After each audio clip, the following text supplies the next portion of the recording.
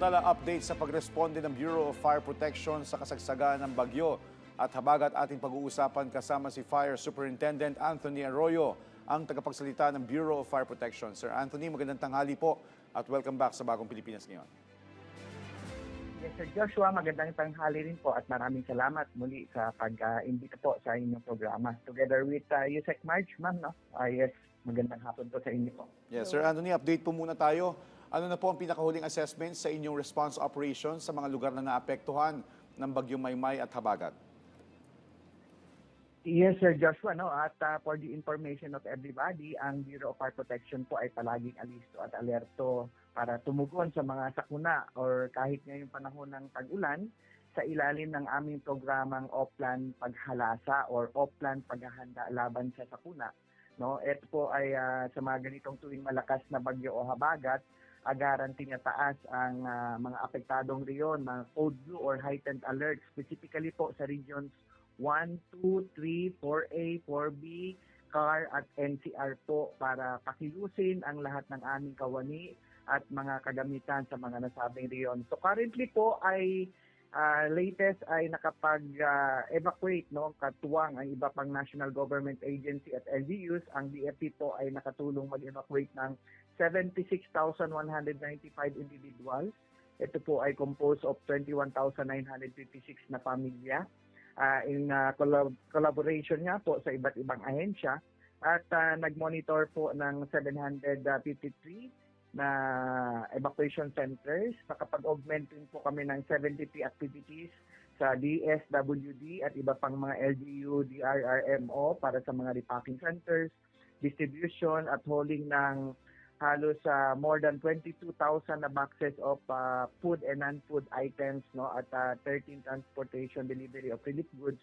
Also nakapag-monitor din ng 641 flooded barangays sa mga affected regions na yan at 25 na landslide. At further po ang BFP ay conducted ng dalawang water tankering, no, nag-water rationing tayo. Pinundot natin yung mga walang tubig, no, yung mga tangke nila, 112 clearing operation, 27 flushing operation, at tumulong din po sa pag-retrieve ng 15 cadavers po. So ilan lang po yan sa mga activities po sa responde ng inyong BFP po. Okay. Sir, sa NCR at Paniki, naiulat na nagsagawa kayo ng flood monitoring at paghahanda para sa evacuation. May mga lugar pa po bang kailangang ilikas? Yun pong maganda, ma'am, no, sa pakikipagtulungan ng iba't ibang ahensya, no, lalo na po yung mga city and municipal disaster risk reduction office, ay kahit paano po ay mayroon na tayong mga preemptive evacuation na ginawa. Inilikas na yung mga pamilya sa ligtas na evacuation center bago pa man tumaas ng tuluyan yung tubig, no, kasi kahit paano po ay identified naman na yung mga mababang lugar at mabilis na bahain. So yes po, marami po tayong na evacuate, no, ng mga pamilya at mga individual at dahil na po sa agaran pag preemptive measures o mga proactive activities natin. Doon naman po sa Laurel, Batangas, nagsagawa po kayo na ang BFP ng road clearing. Ilang kalsada na po nalinis at naibalik na ang normal na operasyon at ano po yung mga challenges na kinaharap po natin dito? Again, Sir Joshua, sa pinaka-recent po ay lahat na po ng daan sa Laurel, no, Batangas ay madadaanan na po, no, sa tulong-tulong ng clearing operation. Nagsagawa rin tayo doon ng flashing, no, sa yung mga kapal na putik sa daan. Ang BFP po ay nagsagawa rin ng flashing at yun po yung mga clearing operation ng mga puno na itabi na natin. At so far po ang pinaka-latest na information na binato dito sa ating national headquarters ay madadaanan na po lahat ng daan doon sa Laurel, Batangas po. Okay. Okay. Sir, kamusta naman po ang assistance sa mga BFP sa mga stranded na motorista at commuters po? At ano po ang inyong protocol kapag may mga stranded na hindi na makaalis sa mga binahang lugar? Yes po, talagang in place naman yung ating mga contingency plan, Ma'am Yusek, no? At bahagi po ang BFP sa public safety sector, kaya karagdagan po ng aming rescue at retrieval ay nagsasagawa kami ng road clearing operation tulad ng nabanggit natin na ginawa doon sa pagtulong sa Laurel, Batangas, no, at flashing din po. At yun po, kasama rin po kami sa mga repacking at distribution ng relief goods sa partnership ng iba't ibang national government agency tulad ng DSWD at iba pang mga sangay ng pamahalaan po. Okay. Sir Anthony, doon po sa mga sinagawa niyong rescue and evacuation operations, nagkaroon po ba tayo ng challenges? Meron po ba tayo mga kababayan na nag-aalinlangan lumikas? At paano po natin tinugunan ito? Kahit paano po yung mga talagang prone na sa mga pagbaha ay agaran naman po silang nakibahagi at talagang nag-evacuate na sa mas ligtas na lugar at alam na nila kung gaano kapinsala po sa kanilang mga lugar. May mga areas po na yung hindi sanay, no, dahil hindi naman bahain yung lugar nila at biglang binaha. So yung naging challenges namin doon, may mga kahit paano ni-rescue pa rin kami doon yung mga nasa bubungan nila, no, sa pamagitan ng water rescue namin. So yun po yung talagang siguro hindi nila ina-anticipate na aabot yung tubig sa kanilang talagang mataas na bahagi ng bahay. Meron kasi rin talaga kahit yung mga area na nag-evacuate na, may mga medyo matitigas pa rin ang ulo na kung saan ay nag-iiwan pa rin sila ng tagabantay doon. So ay naakala na pag talagang tumaas ang tubig, pwede pa sila sa second floor or third floor. Pero may mga areas talaga halos lumubog. Kaya yun po yung mga iilan sa mga challenges na na-encounter ng ating mga kawani sa ground po. Yes. Sir Anthony, since kayo po yun nasa ground at nagsasagawa nga po nitong rescue and evacuation operations, ano po ba may papayo nyo dun sa ating mga kababayan? Kasi yung iba, nag-aalinlangan lumikas dahil may iwan yung kanilang mga gamit. Ano ba yung mga dapat lang nilang dalhin para hindi mahirapan sa paglikas? Opo, yun po. Talagang sundin po ang mga panawagan na lumikas ng mga ahensya natin. No? Andyan po, katuwang, lalo na yung mga local government unit, pag in-address na po yung isang community na lumikas ay sumunod na lang po.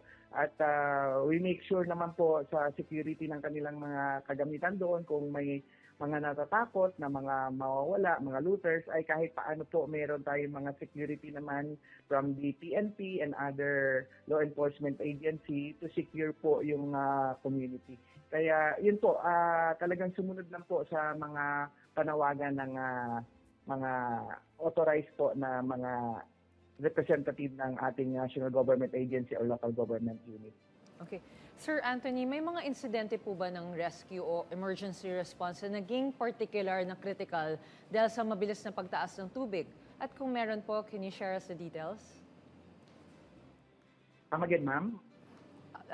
Meron po bang mga... Sorry po. Ayan, narinig niyo po ako, sir? Yes po. Okay. Sir, may mga insidente po ba ng rescue o emergency response na naging particular na critical dahil po sa mabilis na pagtaas ng tubig? Kung meron po, ano po yung mga detalye nito? May mga iila na bigla ang pagtaas ng tubig sa halimbawa sa Batangas area. Pero kahit paano po ay nailikas naman natin yung mga talagang nangailangan ng tulong doon. So again po, no, yung mga identified na bahaing lugar na ay meron na tayong mga proactive o preemptive evacuation measures na ginagawa doon. However, yung mga area nga na biglaan na lang na tumaas ang tubig dahil nga sa sunod-sunod na araw na talagang malakas na ulan, ay hindi inaakala ng iba. Pero pag once po na tumawag sa aming ahensya, lalo na sa aming hotline, no, na 911, ay agara naman po nakaresponde ang ating mga BFT responders po. So yun, ang base dito sa ating